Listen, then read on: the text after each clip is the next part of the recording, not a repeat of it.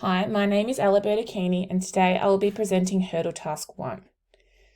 Year 9 students Gavin and Stacey have not stopped talking to each other since the class began 10 minutes ago. The class is working in small groups, and during this Stacey announces, "This is boring, we all hate group work, why do we have to do this?" The groups have been working on this task for the last week, and Gavin and Stacey's group presentation is due tomorrow. In front of the class, they asked for the extension to complete it. Throughout this presentation, I will take you through two theorist approaches to adhere to this behaviour and how I would approach and apply these theories in class to attain the desired behavioural results. Some key phrases that I have taken away from this scenario are not stop talking, this is boring, we all hate group work, why do we have to do this, and in front of the class they ask for an extension. To further evaluate this, I have chosen two theoretical approaches in Linda Albert's cooperative discipline theory and Wong and Wong's effective teaching method. Linda Albert's cooperative discipline theory is based around the beliefs that students' behaviour and misbehaviour stems from students' attempts to fail to meet certain needs during learning. The focus of this path for the teacher and students to work together closely on making class decisions, having students see themselves as capable as well as being able to connect and contribute. The class needs to come up with class rules, code of conduct, and this promotes an open space for learning as well as teaching. To apply this theory, Peterson uses this sequence to deal with bad behaviour. Define the problem objectively, declare the needs, tell the students what makes this situation a problem, describe the feelings experienced on both sides, discuss possible solutions, decide on a plan moving forward, and determine the plan's effectiveness. The implementation of this plan for Gavin and Stacey would involve you telling Gavin and Stacey that you noticed they have been talking non-stop to each other for the last 10 minutes. And what makes this situation difficult is the fact that they have asked for an extension when they haven't been using their time wisely.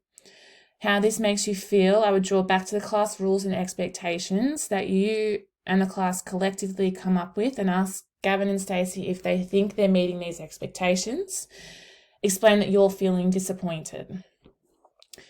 Agree upon a plan of action that you have been approved by both Stacey and Gavin and myself about how they can complete the task as well as how they will aim to better improve their behaviour to meet class expectations.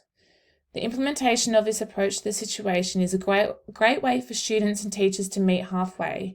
It helps them recognise their behaviours, apply their own punishments, as this was already agreed upon when class rules and expectations were made at the start of the year.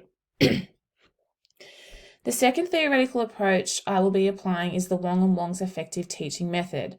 Harry and Rosemary Wrong hypothesised that discipline problems largely disappear when students are carefully taught to follow procedures for all classroom activities. The Wong's focuses on teachers' preparedness for success. Some simple steps to follow in their effective teaching model include prior teacher planning. Prior teacher planning, teachers must be prepared for their class prior to the commencement of class activities. The teacher is to share the classroom plan with the students, creating consistency as well as classroom culture. In this instance of Stacey and Gavin's behaviour in class, this model suggests their misbehaviour could potentially have been from poor prior planning. An analysis into these phrases using the Wong's model should have questions around class planning. I'd be asking myself the questions, is there a reason why they haven't stopped talking? Have I established correct rules and expectations within the classroom, or do I need to go over these again? Do students see this task as valuable? Have I made it hard, or does it seem disengaging that they don't see the value in their own individual learning? Do students need help? Are they struggling? Is there anything that I can help them with to direct them in the right path? The Wong suggests a well-managed classroom is task-orientated and predictable.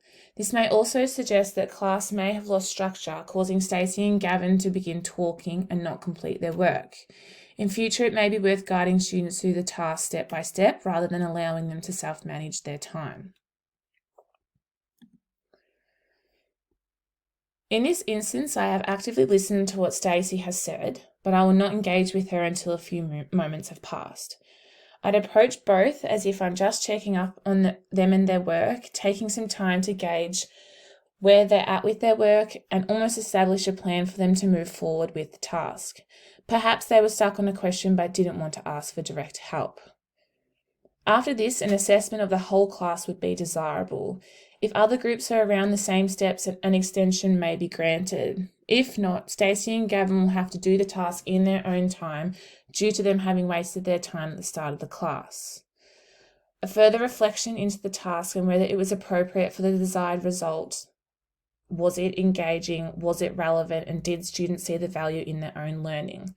Do I need to structure the class to have their time spent more effectively? In this instance, I believe the Wonga Wonga approach is probably most effective. A reflection into classwork and how you can better this task and make it more engaging for students in the future would be ideal. Thank you.